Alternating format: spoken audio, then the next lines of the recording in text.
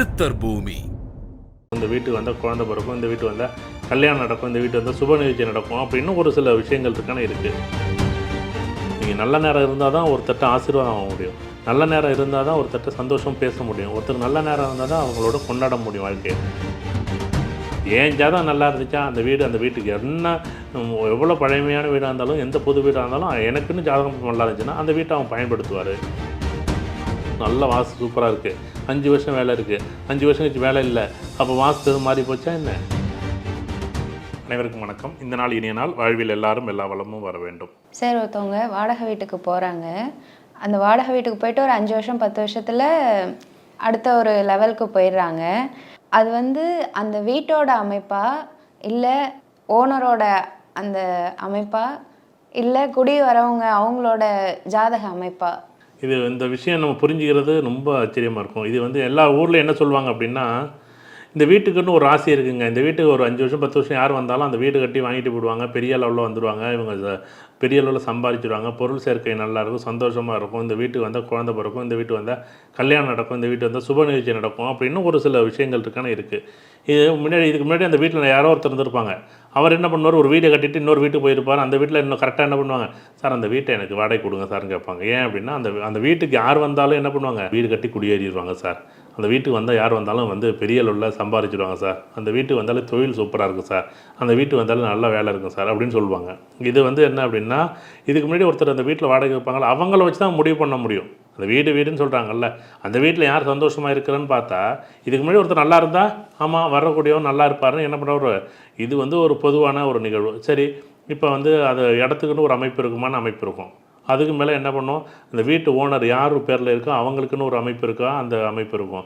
அதன் பிறகு இந்த ஜாதகருக்குன்னு சொல்கிறது, இப்போ நான் போய் ஒரு வீடு வாடகைக்கு போகிறேன்னா அந்த வீட்டு எனக்கு எவ்வளோ தூரம் ஒத்து போகுது. ஏன்னா இங்கே 60-70% என்ன பண்ணுது, தனிப்பட்ட ஜாதகம் அங்கே பலமாக வேலை செய்யுமா, பலமாக வேலை செய்யும். எல்லோரும் நல்ல இடத்துக்கு போனால் நல்லா வீடு கட்டிடுறாங்க, நல்லா வேலைக்கு போயிடுறாங்க, நல்லா தொழில் வந்துடுது, நல்லா திருமணம் ஆகிடுது, நல்லா குழந்தை கொட்டி பேர் புகழ் வந்துடுது அப்படின்னு சொல்கிறாங்க. கரெக்ட், சந்தோஷம்தான். ஆனால் தனிப்பட்ட ஜாதகம் நீங்கள் எவ்வளோ தூரம் ஒத்து போகுதோ அதுக்கு அப்புறம் அந்த நிகழ்வு வச்சுக்கிட்டு தான் நீங்கள் அந்த வீட்டுக்கு குடியே போக முடியும். இல்லைன்னா நீங்கள் அந்த வீட்டுக்கு குடியே போக முடியாது. அந்த இடத்தோட அமைப்பான்னு சொல்கிறாங்க. சரி, சந்தோஷம்தான், அதில் ஒன்றும் மாற்றுக்கிறது கிடையாது. ஆனால் இந்த ஜாதகருக்கு நல்ல நேரம் இருந்து, இந்த ஜாதகருக்கு அந்த அமைப்பு யோகமாக அமைப்போ, இல்லை திருமணம் ஆகாதவங்களுக்கு திருமணம் ஆகக்கூடிய அமைப்போ, இல்லை குழந்தை பேர் இல்லாத குழந்தை பேர் அமைப்போ அந்த இருந்துச்சுன்னா, இந்த வீட்டுக்கு அடுத்த நாள் என்ன பண்ணுவாங்க, அடுத்த நாள் இவங்க எதார்த்தம் போய் பேசுவாங்க. சார் அடுத்த மாதம் அந்த வீட்டை காலி பண்ணுறாங்க சார், நீங்கள் சொல்லி வச்சுருந்தீங்களா சார்? ஆமாம் சார், அடுத்த மாதம் எனக்கு நீங்களே இந்த வீட்டை எனக்கு கொடுத்துருங்க, நானே வாடகை எடுத்துக்கிறேன். இது நேரம் நல்லா இருக்கும்போது அந்த வீட்டு ஓனர் சந்திப்பார், இப்படி பேசுவார். இந்த ஜாதகருக்கு நேரம் நல்லா இல்லைன்னா என்ன பண்ணுவார் அப்படின்னா, அந்த ஒரு 2 மாதம் இல்லை 3 மாதம் அந்த பக்கமே போக மாட்டார். அந்த வீட்டு ஓனர் பார்த்தாலும் கை காமிச்சிட்டு போவார், பேச மாட்டார். வீடு குடி போய் அந்த வீடு காலியாகி வேற ஒருத்தர் வந்தது பிறகு, சார் என்கிட்ட சொல்லியிருக்கலாமா சார், நான் தங்கியிருப்பேன்ல, எனக்கு அந்த வீடு நான் ராசியான வீடுன்னு நினச்சிக்கிட்டு இருந்தேன். எப்போ வீடெல்லாம் இன்னொருத்தர் கூடி வந்தது பிறகு நேரம் சரியில்லைன்னா எப்படி கேட்பாங்க, இப்படி தான் கேட்பாங்க. வாழ்க்கை என்னென்னா, இது ஒரு பெரிய ஒரு ஆழமான ஒரு கருத்து.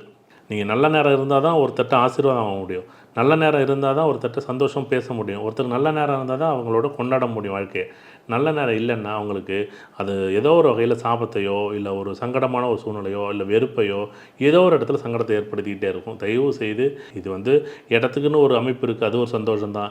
இதுக்கு முன்னாடி ஒருத்தர் வீடு கட்டிட்டு அந்த வாடகை வீட்டிலேருந்து வெளியில் போய் அவர் ஒரு வீடு கட்டிட்டார், அவருக்குன்னு ஒரு அமைப்பு இருக்குது, அதுவும் சந்தோஷம்தான். ஏன்னா அந்த வீட்டில் சுப நிகழ்ச்சியாக நடந்துச்சு அப்படின்னு நிறைய பேர் அது ஒரு சென்டிமெண்ட்டாக பார்ப்பாங்க.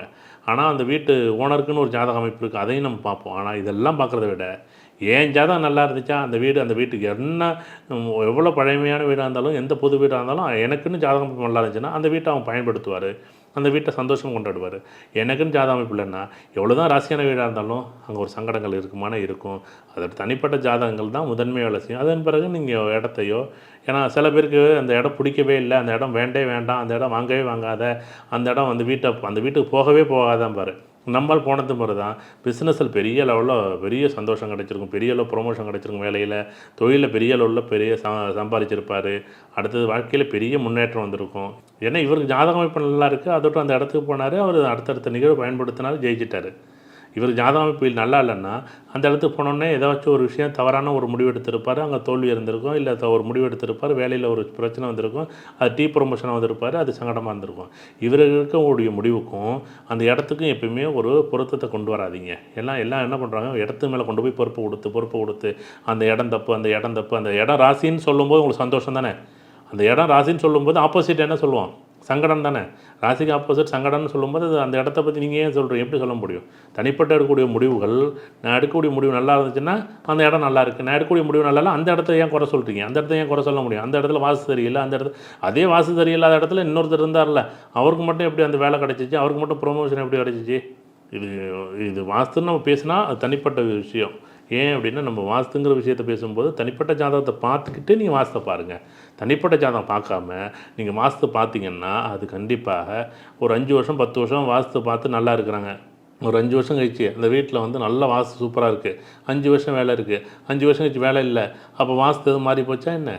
தனிப்பட்ட ஜாதகம் லக்கணம் மாறி போச்சு, நட்சத்திர புள்ளி மாறி போச்சு, அவர் என்ன பண்ணுறாரு, அந்த இடத்த விட்டு நகர்றாரு, தவறாக முடிவு எடுக்கிறாரு, அந்த இடம் வந்து என்ன பண்ணுறாரு, வேலை விட்டு வேலை போனது பிறகு அந்த வாஸ்து சரியில்லைன்னு சொல்ல முடியுமா? சார் வடகிழக்கு சரியில்லை, தென்மேற்கு சரியில்லை இப்படி சொல்ல முடியுமா என்ன?